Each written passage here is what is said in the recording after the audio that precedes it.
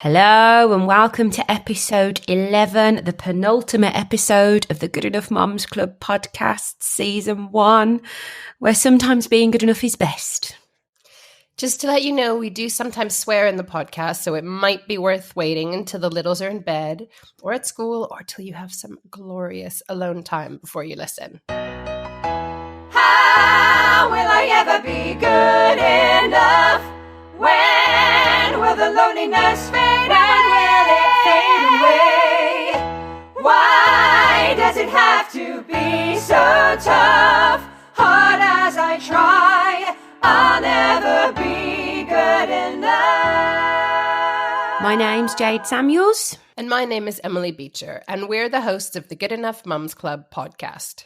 Every week we'll initiate a mum into the club and explore the complexities and realities of modern motherhood. You can join the club or find out more about the musical or future episodes of the podcast by following us on Facebook, Twitter, and Instagram by searching Good Enough Mums Club.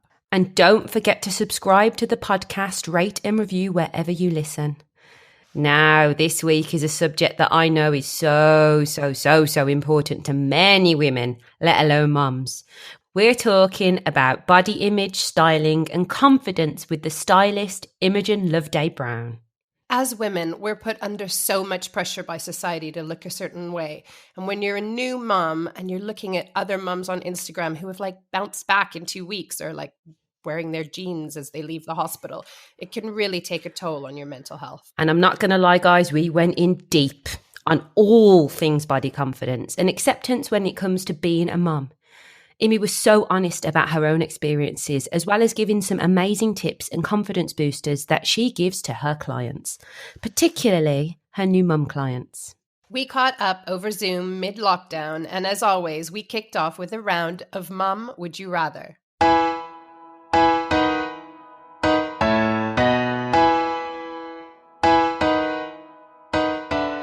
Heels or flats, Immy?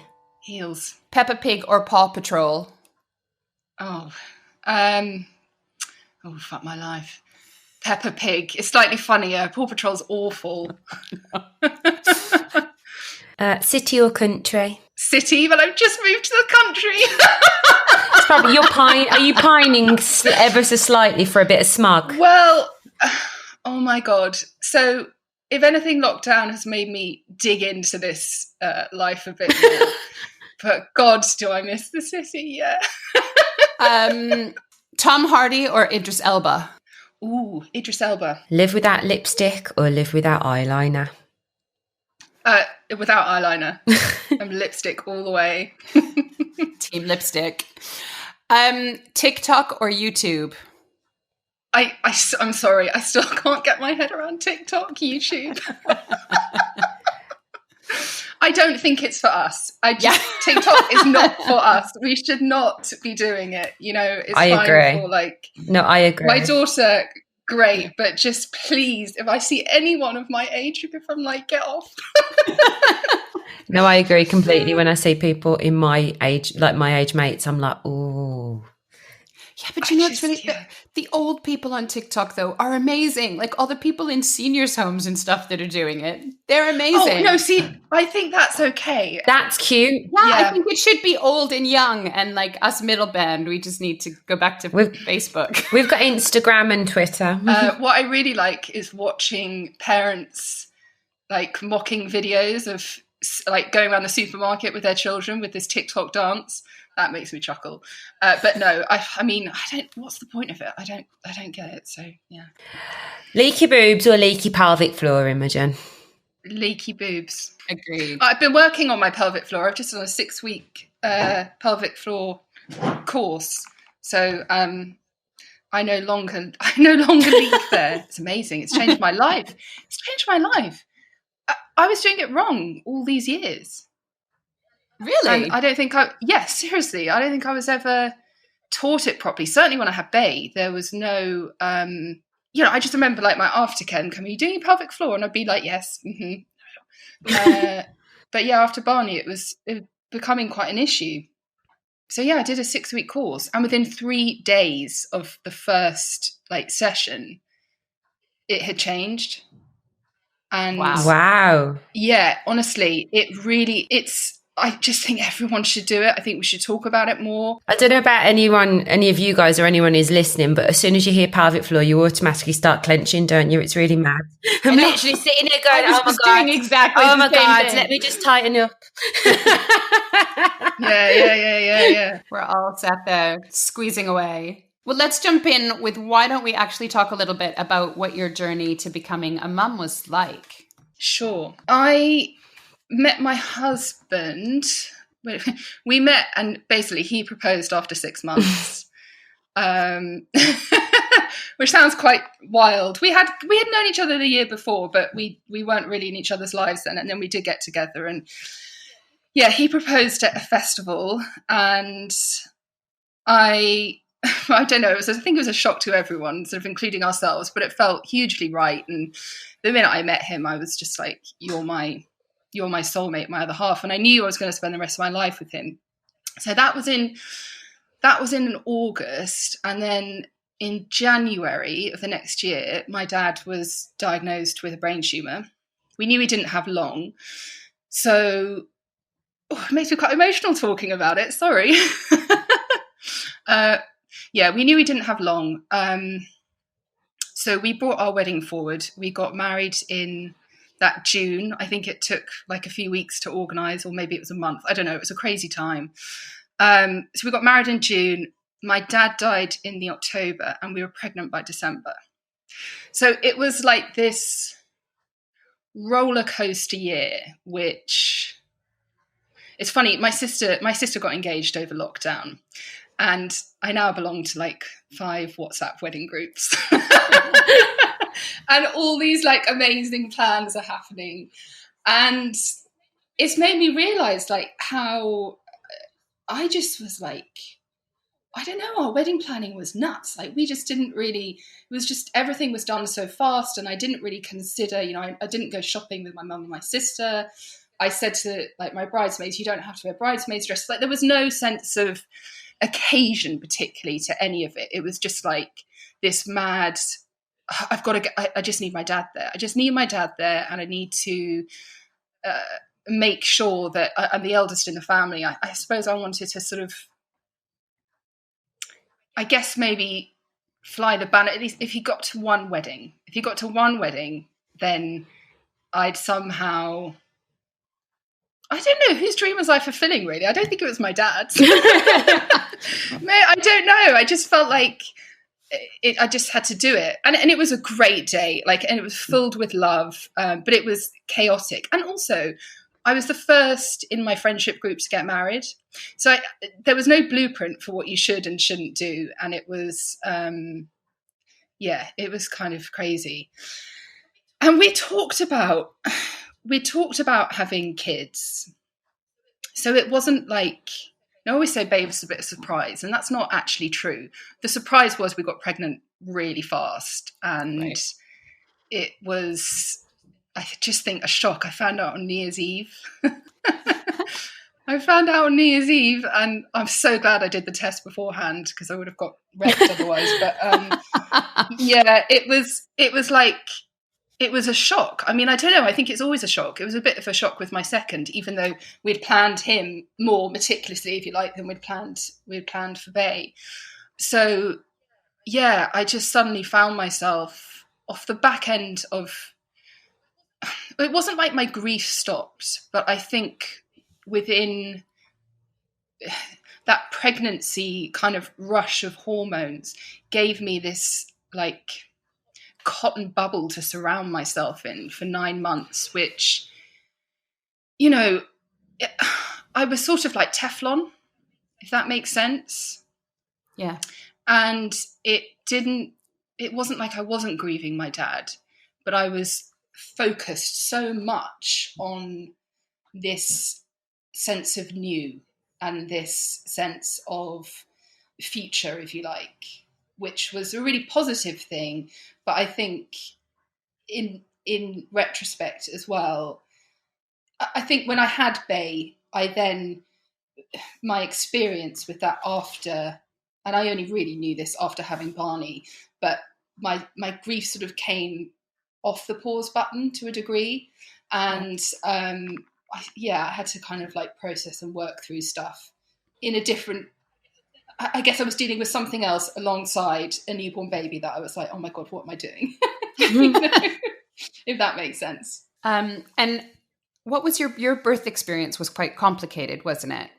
It was. So in my infinite wisdom, which I had none, I had said in my head, so my dad, basically with him, he went into, my sister and I took him to hospital after a weekend of where we were like, we're not quite sure what's wrong with him. We think he's had a stroke. The doctor asked him to walk across one side of the room to the other, and he was admitted and never came out. Mm-hmm. So they knew from just that something was, wrong with his brain.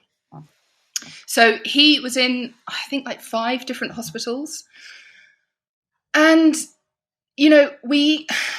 we started off the whole process by being with him 24/7. I remember my mum came back they weren't together, my parents, but we were really close.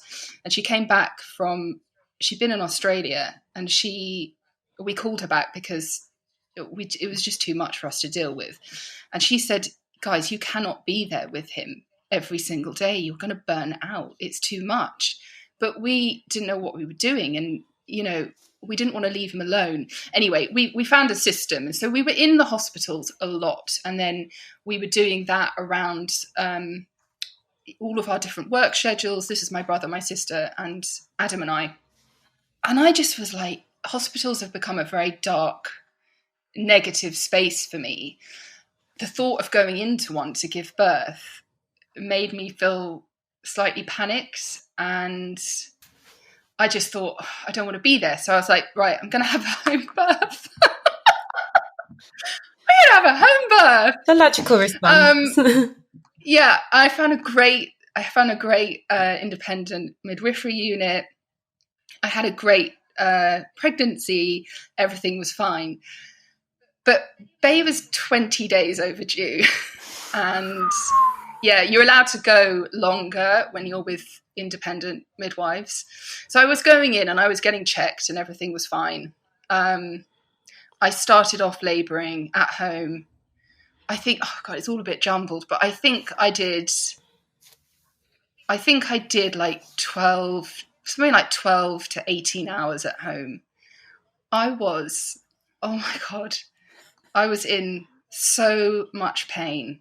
My contractions were coming so fast, and I was having like it felt like seconds between each one before it would peak again.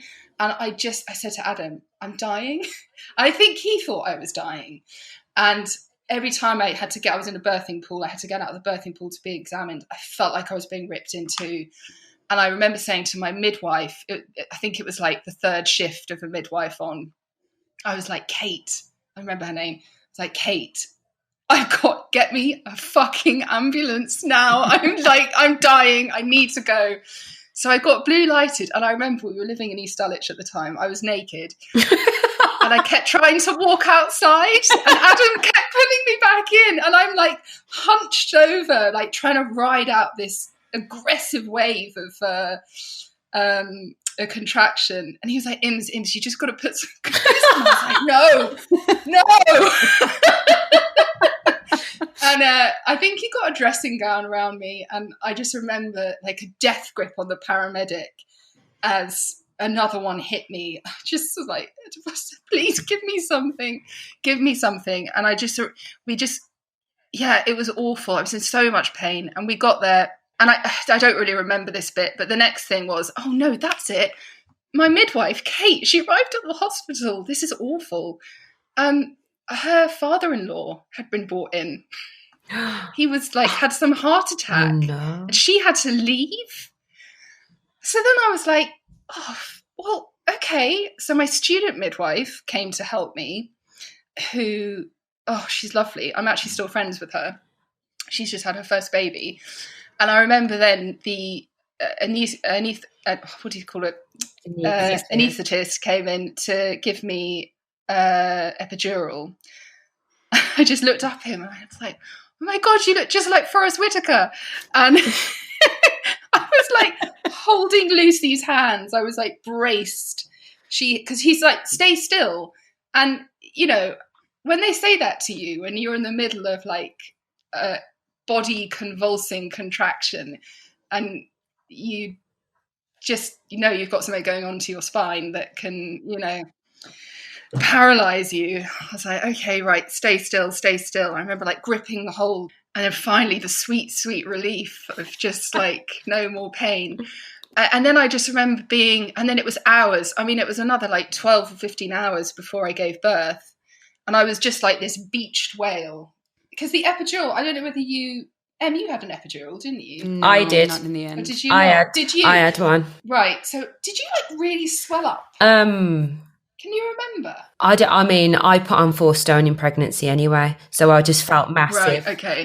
But I was thinking to myself about the holding yourself, because my poor mum, I don't know if you've ever met my mum, Emily has. How tiny is my mum, Emily? Like, she's teensy. 5 foot, size 6 to 8, tiny little lady. And she was holding me up, this like, I wasn't massive, but as I said, I put 4 stone on, and her and Karina, my cousin, had me, and they were she was like, we've got to keep her still because they're putting this thing in her back. And can you imagine this image of this ridiculously tiny lady holding up this really, really huge... Yeah. Oh my God, it's awful. And I was my sister's birthing partner a few years later, and I saw what an epidural looks like because you don't, you know, I had no idea. And then afterwards I was like, oh shit. Wow. That was close.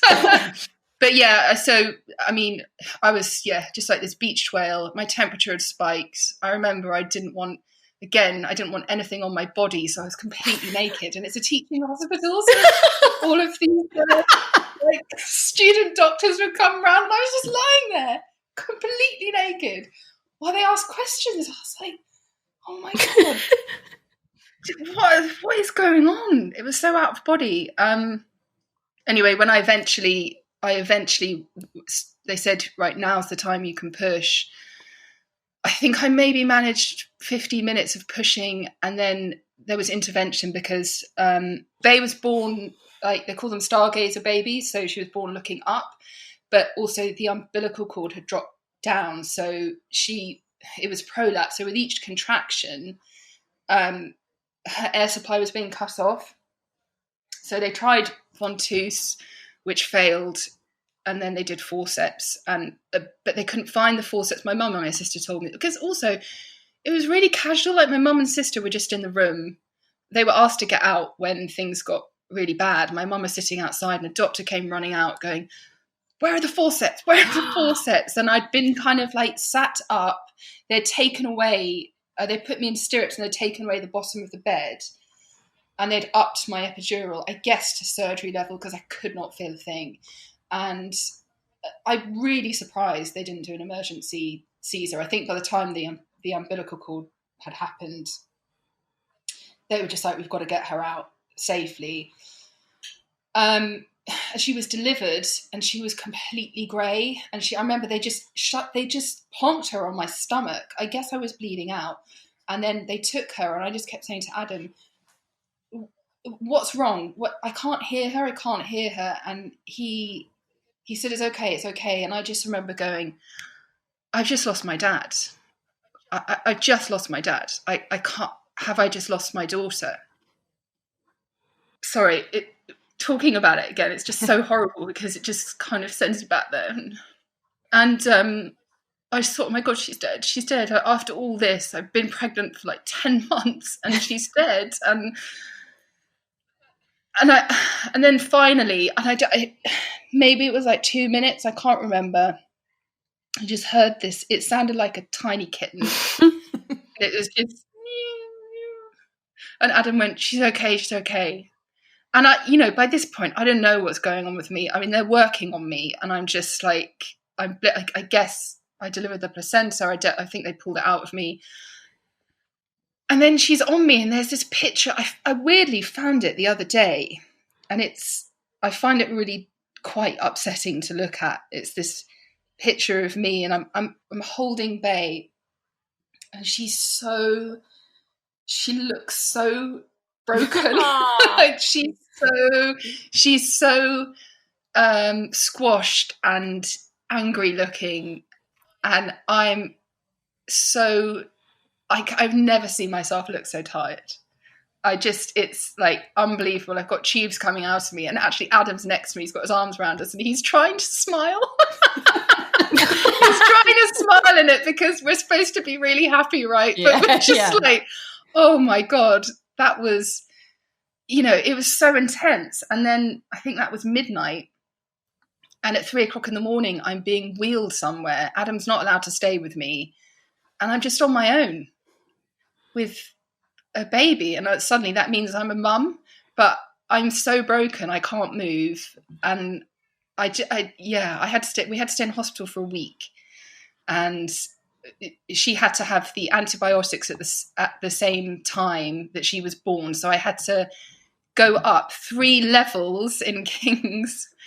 And, it's that strip lighting, and they've got those bars across the floor. So you're wheeling those like perspex, cribs along. You're going,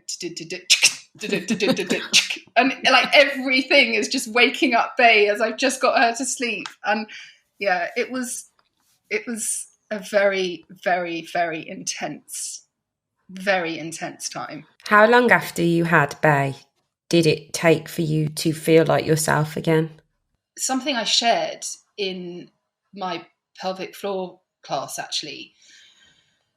One of the aspects of the sessions is working on like sex and desire and how that's linked to your trauma. And one thing that Nikki, who runs the course, she tells you to do is something called yoni gazing. And it's really hard. It's not something, she's like, I want you to get a mirror and I want you to look at yourself. Now, I'm not, Ems has known me for years. I'm not a shy person. I'm fully aware of what I do and don't like about my body. It's not like I'm, oh my God, I'm so amazing. I don't feel that, but also I'm sort of proud of who I am and my journey. And it's like, I'm not particularly shy about it. I don't have many kind of issues with it. That said, I realized as I was sat on the edge of the bath and I had just been like using my new lady shave. I thought, I'll just do this while I'm here. I'll just do it. Let's just do it. So I got my mirror and I looked at myself and I realized I had not looked at myself since I had Bay. Mm-hmm. And the reason I think for that, and I could feel something shifting in me, like I'd actually shifted this block, because the more I looked at myself, the more I wasn't seeing the physical. I was kind of staring more inwardly. I don't know whether this is making sense, but because I'd been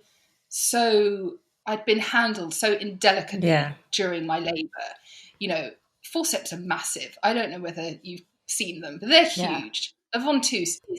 They tried to put them in me, and I says, "Get them out!" like that, and screamed at the doctor. Says, "I'm not doing it." Yeah, point blank. It's awful. And when I woke up the next day, I remember they said, "Go and have a shower," and they took out my catheter.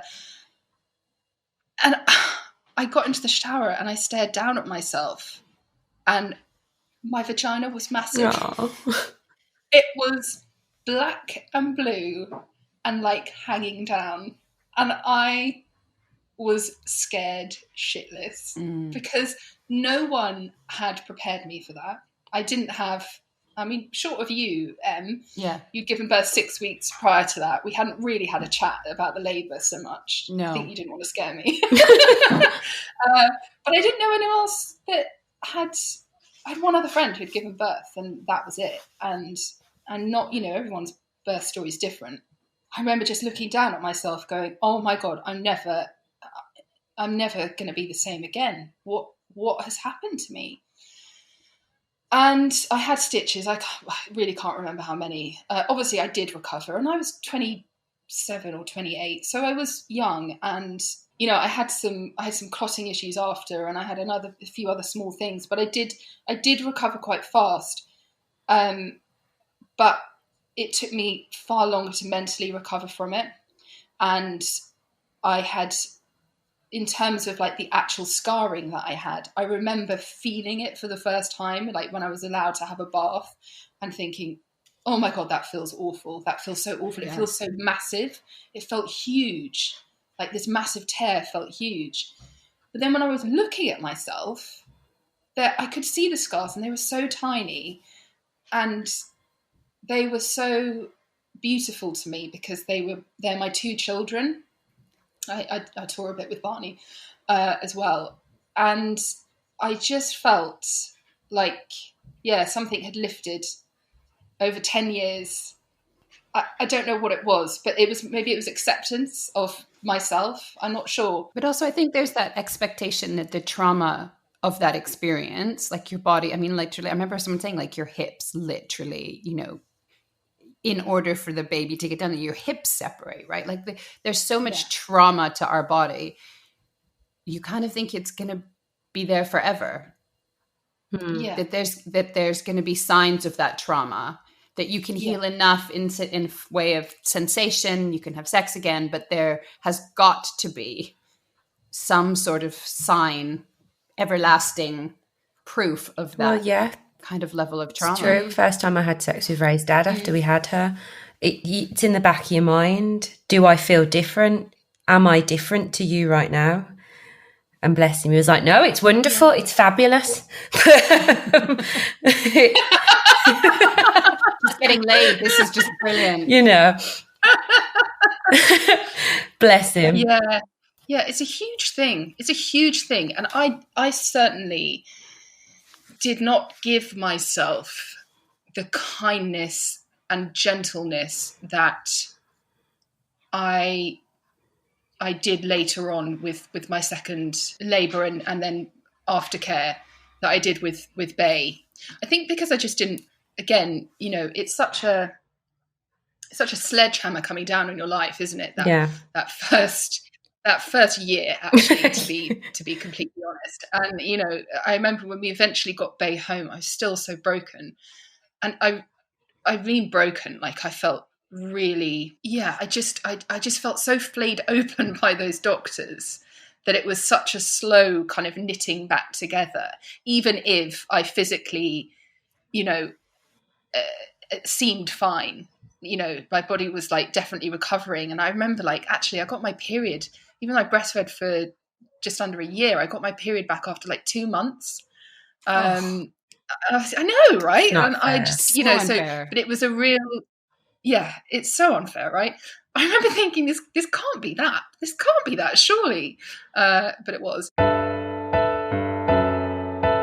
What was the age difference between Bay and Barney? Like, how long did it take you till you felt like you were ready to have a second? 5 years. Yeah. I just felt it, again, we hadn't been married long. We were both freelancers. We still are. Because Bay was so overdue, Adam had taken off basically a month of work. And by the time we had her, we had no money. And he had to, there was no mat leave. There was no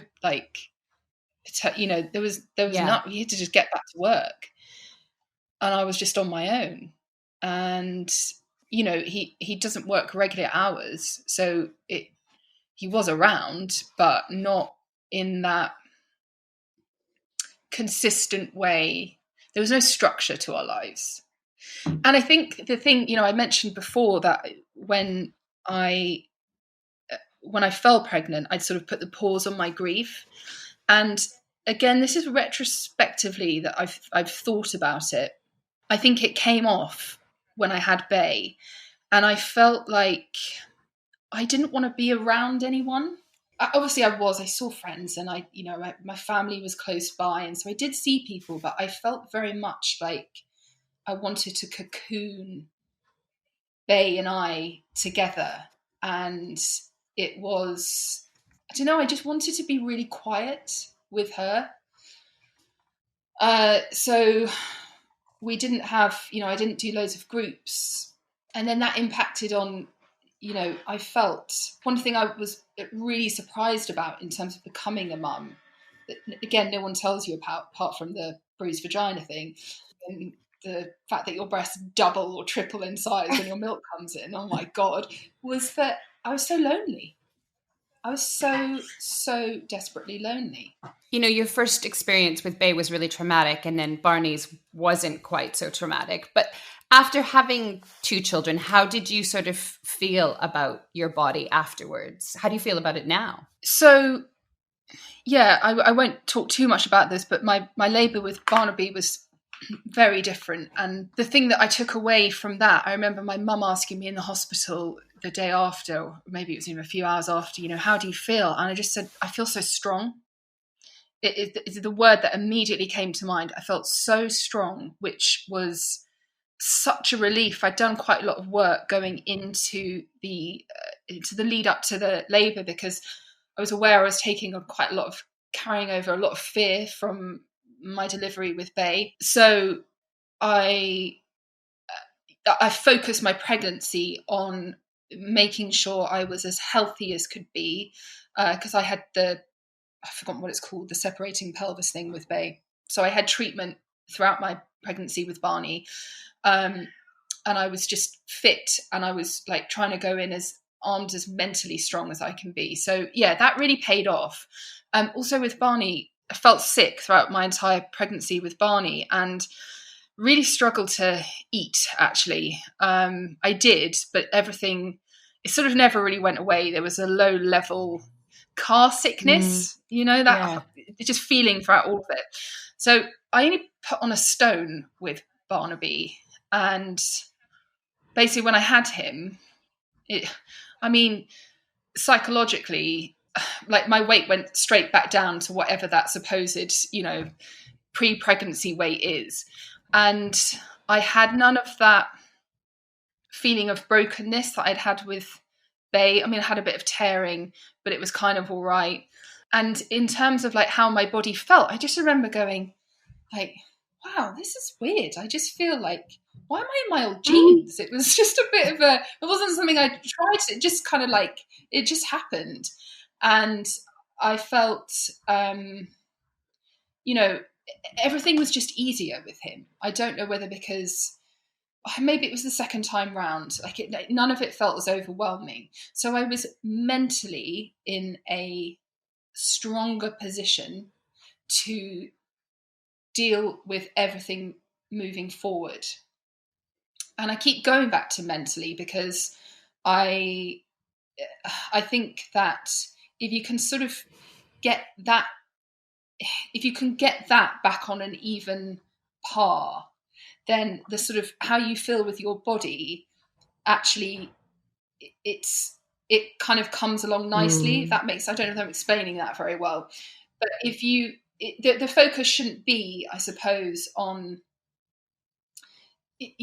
despite what I've said, getting back into your jeans. I then put on quite a bit of weight afterwards because I could drink again, and like, and also I was hungry because I hadn't been hungry for 9 months, and suddenly I was like, oh my God, I'm starving. Everything tastes so good. Like, I was like, I've got my taste buds back. I don't feel sick. And honestly, like the minute he evacuated me, I was like, the sick's gone. I don't feel sick anymore. Right. And it was that quickly. And I remember saying to the midwife, I was like, please can I have a tuna sandwich and a cup of tea? I was starving. I was absolutely starving. And so, yeah, for me, the focus, I remember with Bay, it was quite like, I need to get physically strong. I need to like, oh my God, these boobs are ginormous. I never had big boobs before. What do I do with these? How do I dress them? How do I deal with them? And my body it's never gone back to what it was pre-Bay, but also my body was dealing with grief as well, pre-Bay as well. I remember when I had my last wedding dress fitting, my dressmaker and good friend said, it's only been a week and you're already there's an inch off your hips and bum. And that was stress. That was stress from like my dad dying.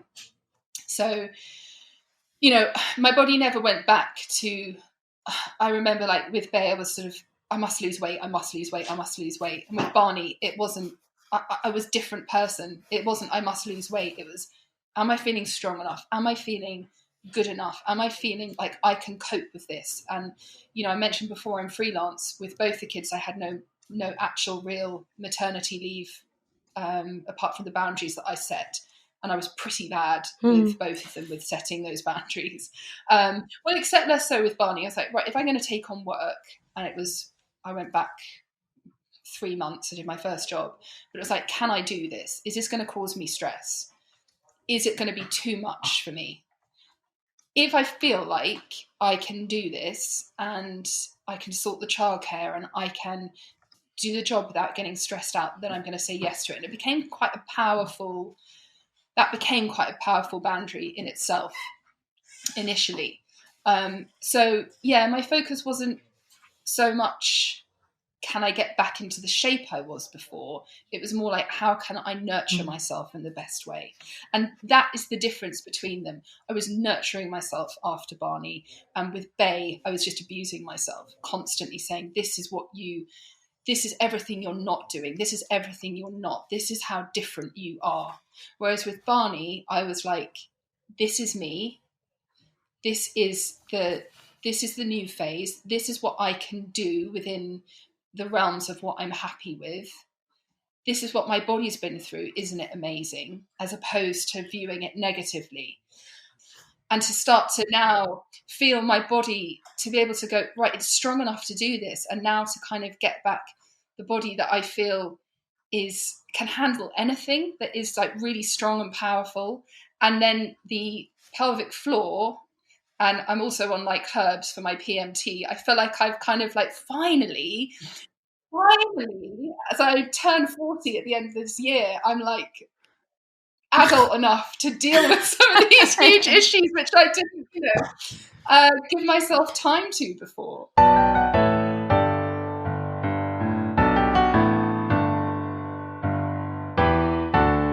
I love expressing myself through clothes, but when I had Ray, for the first year, I lived in a pair of leggings and a top that covered my bum because it wasn't the bum that I wanted, and a cardigan that was nearly to my knee, which anyone who knows me knows is not my style in the least.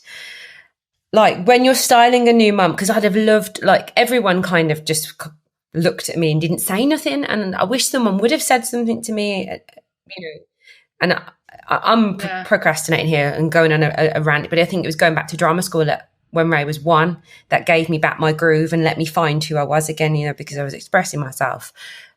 But how would you style a new mum? What things would you take into consideration? I think you raise a really good point, and I think that it's an issue for most people across the board, and including myself, especially after Bay, I too was in a similar, I was in my maternity leggings, and I hate leggings. They just said nothing. I really hate leggings. I wore my maternity jeans for 3 years. Yeah. Good for you even getting into jeans. That felt too stiff for me. They were like essentially leggings. Yeah. I think that, you do lose your identity and your sense of self.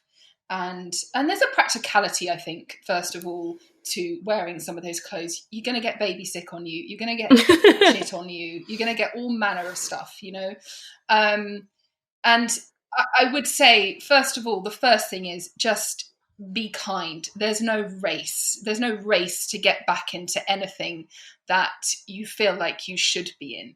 But I think it hits a point where, and that age is different for, the age of the kid is different for every single new mum. And I think it depends on what your work situation is as well, whether you need to go back to an office space or whether you're in something a bit more relaxed, Jade, like drama school, or whether you're freelance like myself and Emily were at the time, where you don't really necessarily need to go back to anything, but then suddenly you might need a meeting in town where you have to look like great.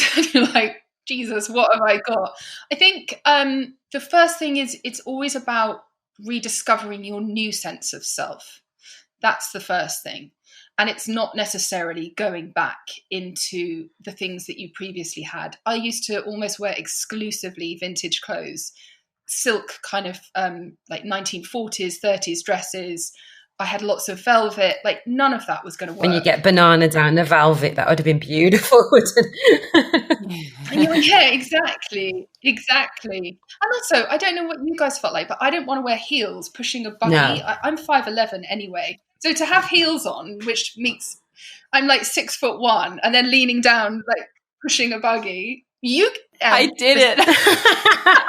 There's nothing wrong with it. I think there are so many pictures. I mean, to be fair, I did it even when I was like in the throes of postnatal depression, but I had the most amazing shiny green Kurt Geiger shoes that I couldn't live without. But I did have the most horrendous fringe cut in where I looked a little bit like I had like a Hitler fringe.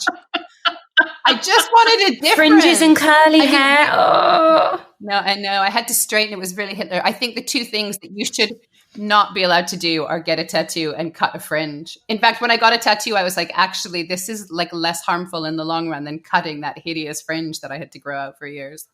Yeah, so that's it. Yeah, you need to look at your new lifestyle and be realistic with it.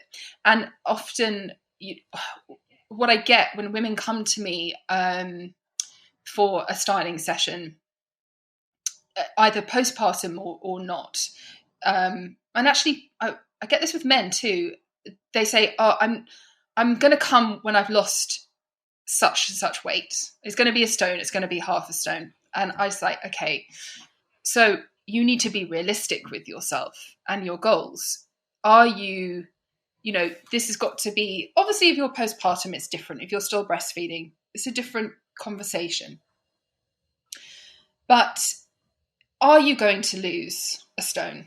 Do you want to lose a stone? I know you want to in your head, but do you want to change your eating and like lifestyle habits that much? And, what's wrong with being the best version of who you are right now? Because ultimately, half a stone doesn't really change your dress sizes either. And I think that people forget that. And there's ways to dress your figure by changing the silhouette of your jeans, by having a different shaped dress, that, having trousers. The other thing I get constantly is, oh, I'm really short and I'm pear-shaped, so those high-waisted trousers won't suit me. I'm like, I don't agree with you. First of all, these will look great on you. If they don't quite fit, get them altered. It then becomes a bespoke bit of clothing that is tailored to you and your body. We are not all mannequins of different shapes and sizes that fit across the high street. Every time I shop with someone, we range between 3 sizes. Yeah. We range between 3 different dress sizes across the board, honestly. And, I think that's one of the biggest hurdles. And it's going back to what I was saying about if you can get as mentally strong and healed as you can after you have your baby, whatever postpartum stuff is being thrown at you, if you can get there, then the physicality of things will catch up with you. And if you can look at yourself honestly and go, I'm not going to wait, I'm not going to put it aside for 6 months to 8 months to a year, because that will turn into 18 months. And before you know it, you'll find yourself, like you were saying, Jade, still in those leggings and that top that is covering your ass and that long, long cardigan. And then you find yourself in a kind of fit of superficial depression because you are no longer viewing yourself. You're not looking at yourself in the mirror with love and with understanding. You're going, I'm putting on that uniform that is comfortable, but it no longer represents who I am, and it depresses me and it makes me sad. It becomes almost a prison, doesn't it? Of like that's how I felt at the time. I was like, I can't buy clothes because I'm so much bigger than I used to be. And then the irony is, but when I started to embrace my new body and just wear what I would normally wear, then I started to go, okay, so if I did lose a bit of weight, maybe I like I've got these clothes. Maybe I'd like the way they look a bit better, and bit by bit, slowly but surely, I got healthier. I don't want to say it about weight. I don't want to talk about it. I got healthier and embraced my body in a healthy way. So it's a lovely. I agree, Immy. I think a good way to do it, if you don't want to outlay the cost of a brand new wardrobe when you're mid sizes, which I do understand. What you can do for yourself, and this is something I do tell new mums if I go around and do a wardrobe detox, let's look at what we're working with right now. First of all, get rid of the negativity in your wardrobe. If you're holding on to a pair of jeans or that skirt that you loved when you were 21 and a size, whatever you happen to be at your smallest, why is that sat there silently abusing you? Like, it's actually toxic. That is toxic. It's so toxic. Clothes are so powerful in their narrative of the fabric of your life. And I do appreciate that some things hold sentimental value. But if you can look at your wardrobe and go, why is that there constantly, like, mocking me? Get rid of it. It's like going back to a bad ex-boyfriend, isn't it, realistically? Why would you do it? Why would you do it? Get rid of it. Now, but then what you can do, if you're standing in front of the mirror and you go, oh God, I don't want to be in anything. I don't want to be in anything that's going to like make me feel shit today. So I'm going to go to like my workout leggings. Instead of like putting on a sloppy t-shirt, maybe put that t-shirt on, but tuck it in. Tuck that t-shirt in. Yeah. Pull it out. Put your hair a bit differently, put on a pair of earrings, put on lipstick, whatever it happens to be, pimp up that outfit and give yourself, instead of 2 minutes getting ready, give yourself 15 minutes of whatever that happens to be, like kindness and nurturing to yourself.Maybe putting on moisturizer from head to toe. Yeah. It's little impactful things that we start to like be kind and give ourselves some attention. If we give ourselves some attention, then that leap from being out of your workout gear to suddenly being in a pair of high-waisted jeans and a slightly more form-fitting top that's tucked in, and instead of going for your trainers, I'm going to go for a pair of, I don't know, flat-form espadrilles, and I'm going to put on a leather jacket rather than this old anorak, whatever it happens to be. Suddenly, you've not only shopped your own wardrobe, but you've changed your narrative of how you look and feel about yourselves. But everyone can do this. Everyone can do this right home, right now, with their own wardrobe. So I think it's very much, the original question was, how would you style a mum? It's not up to me to tell them what to be in. It's up for you to change how you feel. And that starts with you. And I can, if you don't do the work, I can take you shopping and I can get you a bunch of stuff that away from me, away from that wardrobe, away from me telling you how great you look in a changing room, you might still go back to your old habits because you're still viewing yourself in that way. Yeah. Does that make sense? Really Absolutely. Does. I think too, one of the biggest things that you taught me is never look at the size, because I think having been shopping together, there will be so many times where you have a number, you see yourself as a number. So if I get back to this number, or, well, I don't want to wear that because that's a much bigger number and that says something about me. And I think that's the biggest thing you've taught me. I think I cut them out now. When I get them home. I think I said to you as well, do you know what? Just cut the labels out. They don't matter. It's something that is a real bugbear with me as well when I am shopping. It's slightly changing, slightly. They only put out small sizes on the shop floor. So there is, there's, I think, quite a lot of shame attached to, if you're not shopping with someone like myself, if you're shopping on your own and you have to go to the sales assistant, sorry, I need a 12. A 12. Yeah. I mean, Jesus, there's only 0s, 6s, and 8s out on the floor because they look better on a hanger.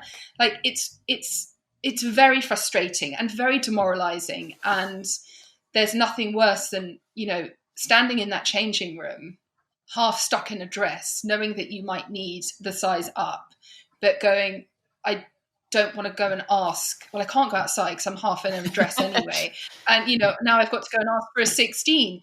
Like it's very frustrating. It is changing slightly that, but the size thing is the same way that I just don't think we should weigh ourselves. It is not important. It's how you feel, and like I said, the fact that we all tend to, on average, range between 3 sizes anyway. It's not the thing you should focus on. How do you feel? How does it feel across your body? How's it making you feel on your confidence levels? That's the key. Yeah, no, I agree. I wouldn't go into H&M after I had Ray, because obviously their size is so small, and it just made me feel 10 times worse. It's mad. Yeah. What is one piece of advice that you would go back and give yourself, you before you had children? What piece of advice would you like to give yourself? I don't know whether I would have taken it. That's the thing. Is to just relax. To just be gentle and enjoy it as well. Because it goes so fast. I felt certainly with Bay, it was always about how perfect I had to be, or how I had to get like dinner on the table, or I had to be back at work, or I had to be everything. I had to be everything for everyone still, but I didn't, and that pressure was from myself. And I think to truly relax and lean into it. I don't know, would I give that advice to a new mum? I think comes from a place of privilege and and knowing that you've gotten through that, and that's not always easy advice. I think to hear, maybe, and to acknowledge, because you think you're going to be, you have an idea of what you will be, then it's very different, and then you have to kind of work through, you have to find that happy medium between the two and work out which one you are. Totally. So my advice is not very good, really, is it? No, it's good advice. It's tough advice. It's not what you want to hear, I think when you want someone to fix it, don't you? You want someone to be my God, you want everything to be fixed. I tell you what might be better. Maybe this is better. Trust your instincts. Trust your instincts, and they will generally, I think, steer you well. Just don't, I'm not saying don't listen to advice, but if you can trust your instincts and know that not every baby is the same, not every parent is the same, by looking at other people and seeing everything from the veneer that you think you're not, is just a downward spiral to negativity. And, work with your situation, be true to your situation, whatever that is, and trust your instinct and your gut.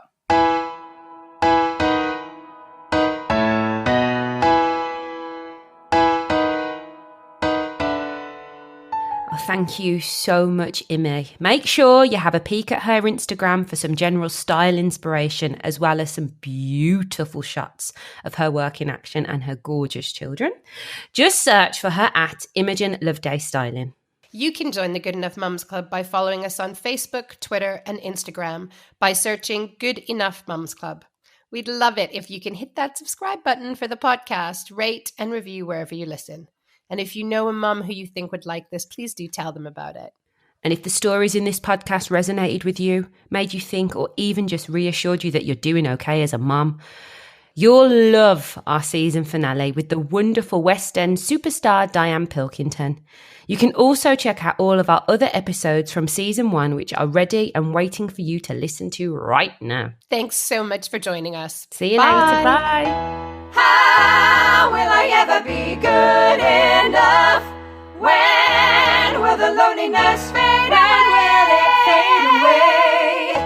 Why does it have to be so tough?